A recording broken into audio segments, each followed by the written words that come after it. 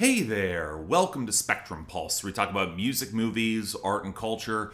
And today's something we haven't done in some time, another unscripted movie review, this time of the newest film from Ryan Coogler, Sinners. So Ryan Coogler has had a bit of an interesting run, and I've actually covered a decent bit of what he's put out, or at least seen it. I really liked Creed. I actually reviewed Black Panther here on YouTube. I probably should have reviewed Black Panther Wakanda Forever. In fairness, I think that film was a little bit difficult to review, given how much of its production was lost in the passing of Chadwick Boseman, and you can tell that Marvel was also scrambling on the fly to put together a film throughout the pandemic as well, and the film winds up diffuse, thematically resonant in moments, but it just doesn't fully hold together as much as one might like. Now we have Sinners.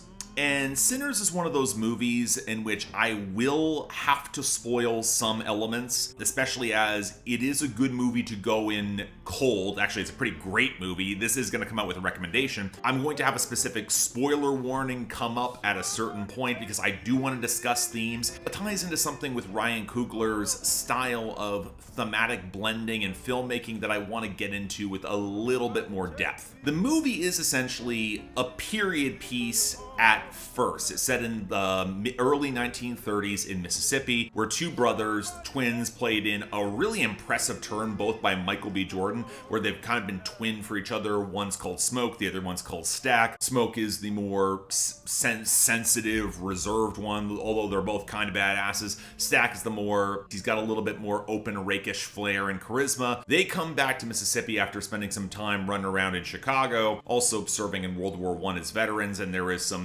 PTSD that does translate into both characters. Well, they come back to Mississippi with a whole lot of money and they want to start a juke joint. And if you know anything about the history of early blues in the South, that's places where during Prohibition era, folks would be able to slip away and drink and gamble and have a nice good time listening to the blues. It's pretty immediately set up that these guys have long storied histories, and the one thing I would give Coogler a lot of credit for is that he tells a lot, but it's telling coming out of the mouth of Michael B. Jordan. He's very charismatic in being able to sell the vision about what this juke joint could be, especially as the story effectively only plays out over a long, extended single day. They recruit a kid with a killer voice and guitar, a good pianist, and got someone to watch the doors. They encounter certain exes in various varieties. Smoke had with his, I believe, ex-wife, kind of tough to say. Their relationship's a little ambiguous. She's more tied to a certain brand of black spirituality.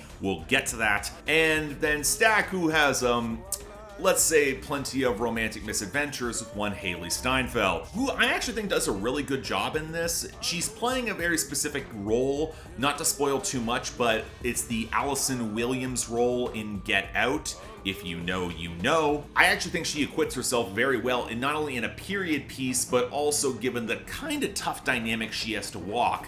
It's probably her best since True Grit, and honestly, given how much her acting career has kind of gone sideways, especially since the music career didn't really take off, I will respect someone trying to get back into things, and I think she acquits herself well. But again, it all plays out over one night. They set up this juke joint, the place that they bought from a very obvious racist and down in the Deep South. And then things go awry. I will say this right out the back, there is a lot of action that has been spoiled in the trailers, that there is some broad supernatural element. We'll get into what the supernatural element is after the spoiler warning, but again, I do think this movie is great. Michael B. Jordan really does carry it in terms of that rakish charisma. There's a certain lived-in texture to this world that I find really appealing. The attention that Ryan Coogler pays to the set dressing in terms of making it all feel very real, but also then delving into the surreal at very specific points in order to drive his thematic point home, I think is very effective. And the villain is something to behold, and oftentimes you get the impression that either Stack, one of the characters played by Michael B. Jordan, is gonna be a villain in some regards, given how much of a rake that he is, but at the same time, well, there's a bit of a swerve there, and you'll see what happens when we actually talk about spoilers. But the other thing I will say is that it's not a pure historical story.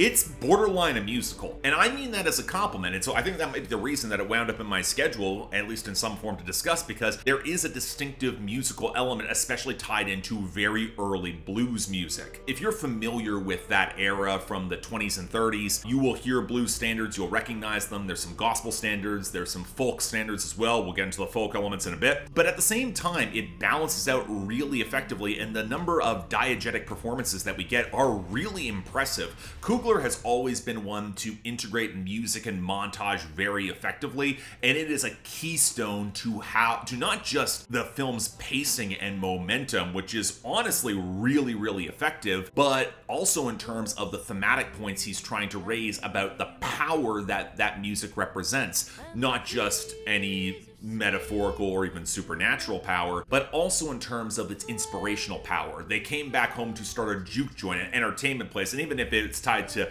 bootleggers and prohibition, there's also an element of it being an option for that wide-eyed kid with a great resonator guitar in order to set himself free, go up, dream bigger, beyond. But it's also very intensely rooted in the sense of place. As much as Michael B. Jordan's characters went to Chicago and then came back, it's still very emblematic of the Jim Crow era South, and they don't mince words around how life was in specific spaces at specific times. And yeah, the first half of the film, it's a little slower pace, but it really does a lot in order to set the stakes and set the boundaries, where you, even if you didn't know the supernatural elements were coming, you knew things could go very bad in a very dark, very racially charged way. And they do, but with a slight twist to it. Before I get into any spoilers, I will say that the film is phenomenal. I do think, at least initially, I thought that Michael B. Jordan, they leaned a little too heavily on him as the borderline Gary Stu protagonist. Oh, that he's a gangster and that he was able to be part of Al Capone and was a World War I veteran so he can fight like hell. And both characters are effectively playing two different types of that specific power masculine archetype. But I also think there's a little bit more nuance, specifically in terms of thematic points of how the film pans out. And this is where we're gonna get into spoilers. Spoiler warning is going up now. I kind of need to talk about it to talk about the rest of the film. Y'all have been warned. Otherwise, go see it. It's pretty great. It's graphic as hell, I will say that. There is definitely some thriller/horror sides to it that may be unsettling for some audiences, but I do think it's one hell of a trip. It is worth the watch. Okay. 3, 2. All right, so the big twist, and which drives me nuts, they gave it away in the second trailer. At midway through the night at the juke joint, they get approached by 3 folk singers. One of them who had just been on the run from some indigenous hunters of him because he's a vampire who took over 2 Klansmen, and now the vampires want to come over and take over this juke joint. It's honestly kind of impressive in terms of how the film shifts from something that would be almost close to a prestige drama musical into something very B-movie, and it almost feels seamless. You start recognizing certain tropes and cliches of the monster movie, very effective in terms of, oh, this is what certain characters are going to do when confronted with a horde of vampires. But I'm also going to say there's more going on with that, especially given there's certain twinges of nuance as to why someone might entertain the vampire, for lack of better words. For one thing, that juke joint was not making any money. It's highlighted midway through the film that some of the folks are paying in not script, but they were paying in almost promissory notes and credits. So they weren't going to be able to make enough money to pass through all the way. And that's why Stack basically talks to Hailee Steinfeld's character to go out and negotiate with the vampires, which they don't know are vampires yet. And then she gets turned, and then she turns Stack. And if you're thinking about the obvious racialized dynamic that comes there with the person who is able to pass as white, go talk to the other white folks, but then that person winds up getting turned, and then's the person who lures that person back in. It's playing out the exact way you would expect this archetype, but it is pretty on the nose thematically, and it works. And honestly, the overall arcing themes of vampirism make a lot of sense even before we get some pretty telling lines in the third act. For one, when you have vampires who are framed as very much of these creatures who are trying to encroach on music that is culturally rooted, at least as white characters trying to intrude in on black art, and how it's, you very much want to put the door up from that because, well, they're vampiric in that regard. It's pretty on the nose with regards to its symbolism. But it gets interesting because you start realizing that the vampires give away part of the twist, and which is revealed to be true, is that they're kind of, sort of, in a similar analogous situation in terms of being the poor white folks who get consumed by the vampires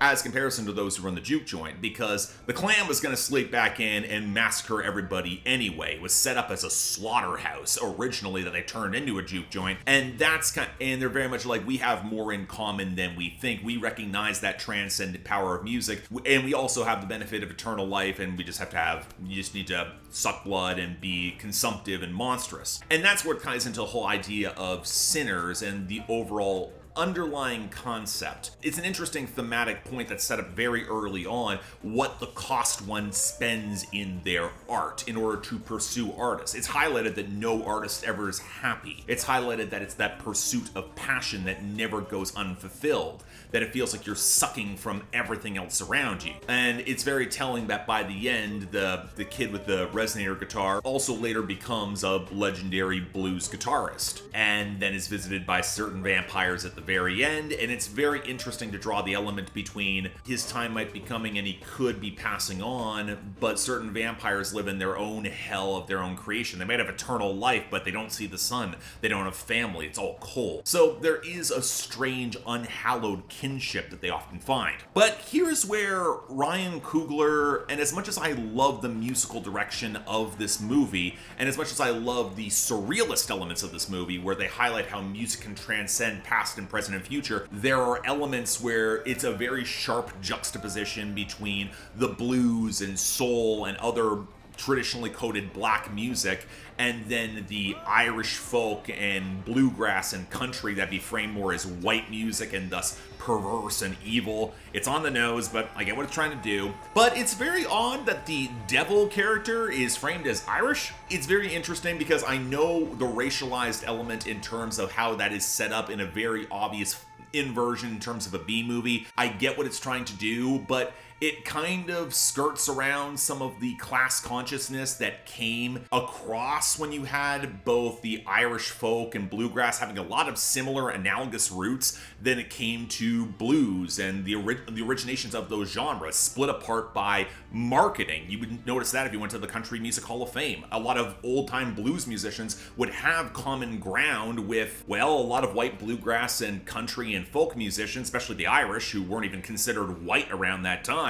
But it's also very interesting that if you also recognize that there was a whole lot of white folks who would choose race or what was branded as white over any sort of class solidarity, and I think that might be tied to part of the underlying point as well. But granted, Ryan Coogler has a general tendency to allow metaphors to bleed across each other in terms of producing juxtaposing elements. I know he's done this pretty frequently. He's a big fan of montage, and there's one montage in the center of this movie that was genuinely excellent in terms of showing that transcendent power of music, but then also flipping it back when it comes to the Irish side, where they're trying to do a jig and the vampires are undead naturally, so they can never step quite on the beat. That's kind of inspired in terms of how it's that form of unlife that's ever so slightly off. But I think it kind of sidesteps a potentially more revolutionary idea, and it feels like it's brushing against it kind of in terms of how Stack is ultimately tempted, but I feel like it doesn't really follow through with what it could do. But granted, then again, if you know that Ryan Coogler produced Judas and the Black Messiah, which what that does around certain elements of history, I have an entirely different rant, and I'm the wrong person to rant about it. It's not entirely surprising. I will say this, in terms of the overall violent shootouts, in terms of the action scenes that play out afterwards, they are impressive. If you wanted to watch a bunch of well-organized black folks be able to massacre a whole shit ton of vampires with a lot of creative kills, you're gonna get that. It is a very visceral action flick, and Michael B. Jordan is great in that regard, basically playing two sides of himself.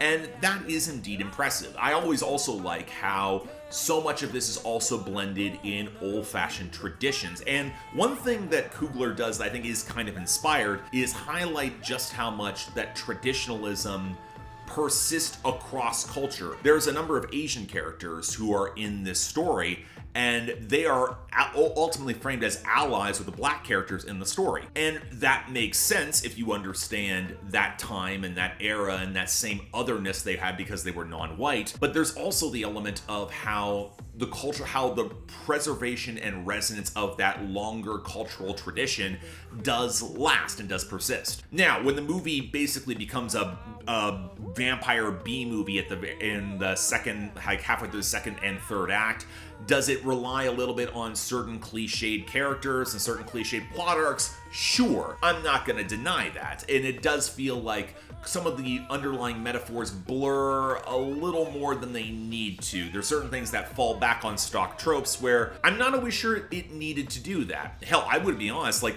once the supernatural elements started getting introduced, I didn't mind them, but this movie could have been a straightforward historical epic, and I would have been fine with that. At the same time, though, it's one hell of a ride. I genuinely think there's phenomenal performances. The music's terrific. And if you're into any sort of blues or old, and you want that period piece, but you also want a musical, but you also want to be a vampire B movie, you're going to get that. And the fact that it blends as well as it does without feeling incongruous or disconnected from itself, where you can start seeing ideas of where it's going, but it feels very much in its place and it makes sense. Even if I have quibbles, I still think it's a lot of fun.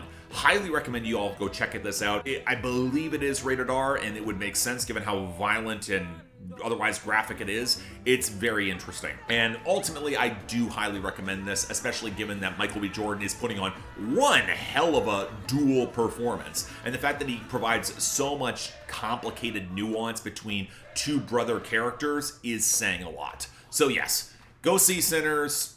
It's a blast. Again, check it out. So yeah, thanks a lot for watching. If you want to see more, please be sure to like, share, drop comments, subscribe. I don't do a lot of movie reviews, but I am really thrilled somebody put this on my schedule because I think there are layers to this that deserve to be kind of unpacked. I'd be curious what more black movie fans and critics would say about this movie, because again, I think there is elements of Coogler's filmography, especially as producer as well as director, would have some distinct insight, but that's more stuff kept within Community, and I feel like they probably do a better job than I would. Either way, it's a rip-snorting good time. I can't believe I just used the term rip-snorting, but hey, leave your comments down there below where you thought you ran out on it.